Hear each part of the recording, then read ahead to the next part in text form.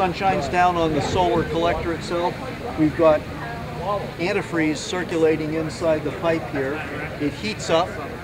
It is sent through a heat exchanger. Heat exchanger here gives up its heat to the cooler water, which is circulating like so, and you can use this to preheat water for your hot water tank or for industrial purposes, anywhere we're using a lot of hot water. This is a hydrogen model, and this is one thing that our industry has been working on. Obviously, the problem that we have with running on fossil fuels in this country, you can talk about gases and whatnot if you want to talk about greenhouse effect.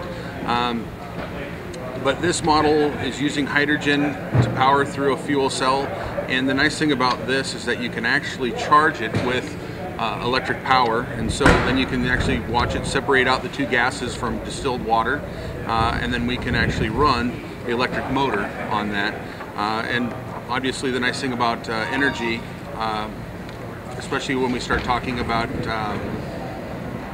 solar power or wind power, is that it can't be stored for long periods of time. What you see here before you is two hydraulic water rams. They're actual pumps that pump water without using external energy. Well, I just lied to you. They do use energy, but it's energy of falling water, not electricity. They're used heavily in the third world where there's a lot of water and they need to move a quantity of that water for domestic water systems, irrigation. I've seen these in large gangs, in very large units, pumping water for irrigation in the third world for food, rice, grain, etc. What I've done with them is I've used them for organic gardening. I have a large garden. I pump water up into a 1,500 gallon reservoir and do that with using no power, and then out of that I use a drip system to drip irrigate my garden. Okay, what we have here is a demonstration of the amperage draw between a standard incandescent bulb and a compact fluorescent. And if you look down here, you'll see that this is a 60-watt bulb, and it's pulling nearly half an amp, which is a pretty high amp draw. A lot of the heat energy is being wasted in the heat of the bulb.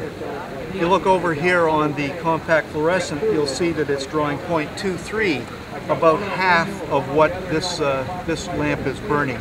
So when you pay for the electricity, you're going to pay a whole lot less, you're going to use a whole lot less, simply because this is a resistive technology like a heater element, and this is a compact fluorescent technology which can run on a lower voltage.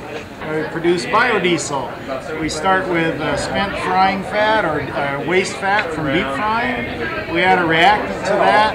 It breaks out into this thinner fat ester and the thicker glycerin. That's what I have here. This is the glycerin. You can see how thick that is and heavy. We do a little water wash on it. We end up with this fuel that's much, much thinner in viscosity, and will go through pretty much any diesel engine.